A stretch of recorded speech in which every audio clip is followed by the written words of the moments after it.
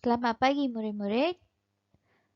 Kita berjumpa lagi untuk mata pelajaran Bahasa Melayu tahun 5 SJK bagi kemahiran menulis bersama saya Cikgu Wijayalakshmi. Hari ini kita akan belajar bagi tajuk Taman Laut Pulau Payar dalam buku teks anda. Standard kandungan bagi pelajaran hari ini ialah 3.2 iaitu menulis perkataan frasa dan ayat yang bermakna.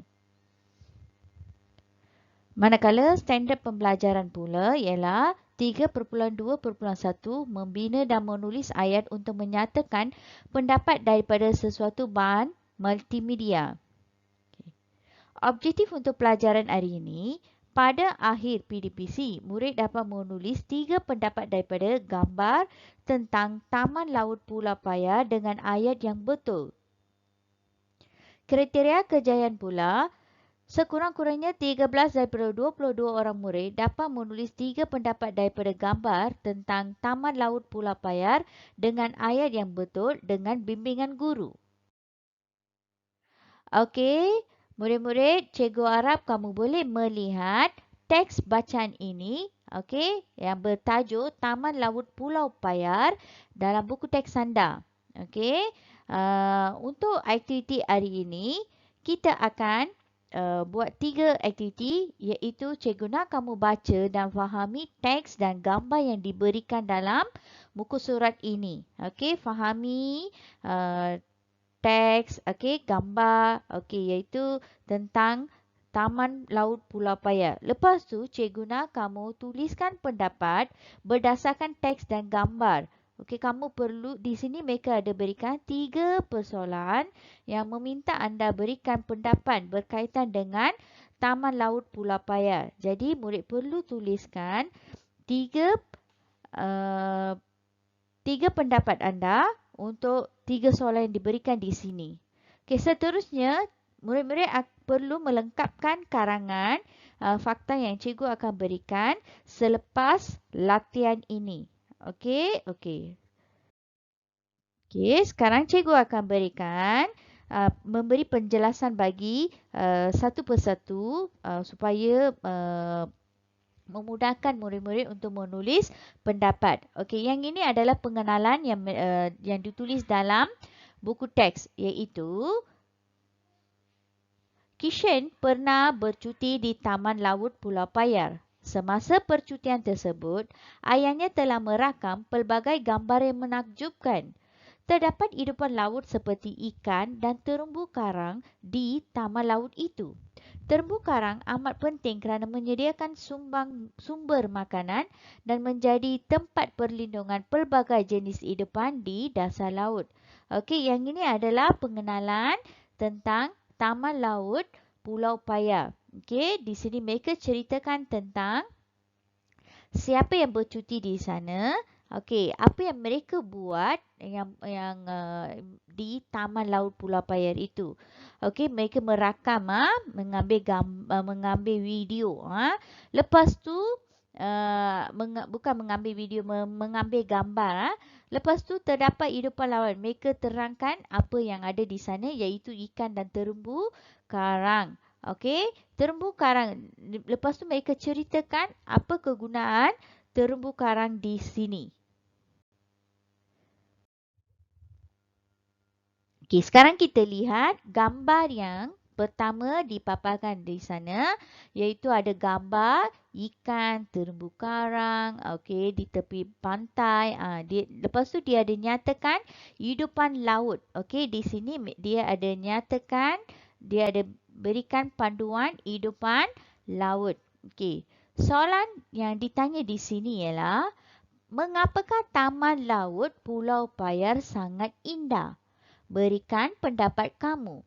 Okey, jadi murid-murid perlu memulakan ayat dengan pada pendapat saya, Taman Laut Pulau Payar sangat indah kerana di sana terdapat banyak hidupan laut yang cantik seperti ikan dan terumbu karang. Okey, jadi murid-murid salin soalan ini, lepas tu tuliskan pendapat yang diberikan di sini.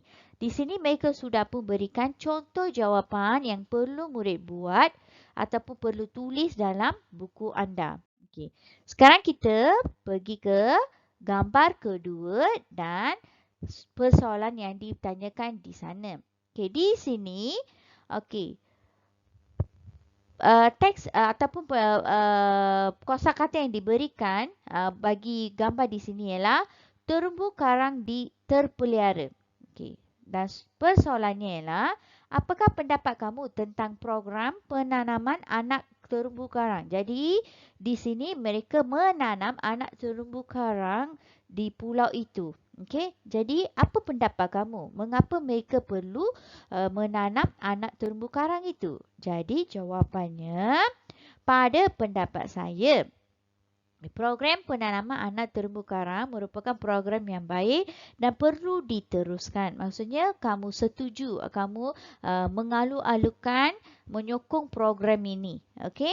Jadi kamu harap yang itu akan diteruskan agar pelbagai jenis hidupan di dasar laut tidak pupus. Sebab kalau murid lihat perengan yang pertama, yang pengenalan tu, mereka sudah pun menyatakan bahawa terumbu karang ini berfungsi untuk menjadi sumber makanan dan juga menjadi tempat berlindung bagi pelbagai jenis hidupan di dasar laut. Jadi kalau yang ini juga memainkan peranan supaya hidupan di dasar laut tidak pupus. Okey. Sekarang kita beralih ke soalan terakhir dan gambar yang terakhir, iaitu okey, bot purunda dan penguat kuasa. Penguat kuasanya orang yang menjalankan tugas di sana, yang menjaga keselamatan, memelihara tempat itu. Okey, bot purunda ini kenderaan yang mereka gunakan semasa membuat perundaan di sana. Okey, jadi soalannya di sini ialah bagaimanakah keindahan alam di Taman Laut Pulau Payar kekal terpelihara? Jadi kamu boleh rujuk gambar di sini untuk berikan pendapat kamu di sini. Okey, jadi jawab soalannya, bagaimanakah keindahan alam di Taman Laut Pulau Payar kekal terpelihara? Jadi contoh jawapan yang boleh diberikan ialah keindahan alam di Taman Laut Pulau Payar kekal terpelihara kerana peranan yang dimainkan oleh pihak penguat kuasa seperti Tentera Laut Diraja Malaysia yang sentiasa memantau dan melakukan perondaan dengan bot purunda. Okey? Okey, saya harap murid-murid faham dengan tugasan hari ini. Okey, kalau murid-murid nak tulis pendapat yang lain pun, cikgu mengalu-alukan pendapat kamu semua. Jadi cikgu harap kamu boleh salin soalan ini dan salin pendapat ini dalam buku kefahaman kamu dan hantar kepada saya. Okey, selepas kamu hantar, cikgu akan berikan latihan lengkapkan karangan bagi kerja tambahan bagi hari ini. Okey, itu sahaja untuk hari ini. Kita jumpa lagi untuk pelajaran yang seterusnya. Sekian, terima kasih.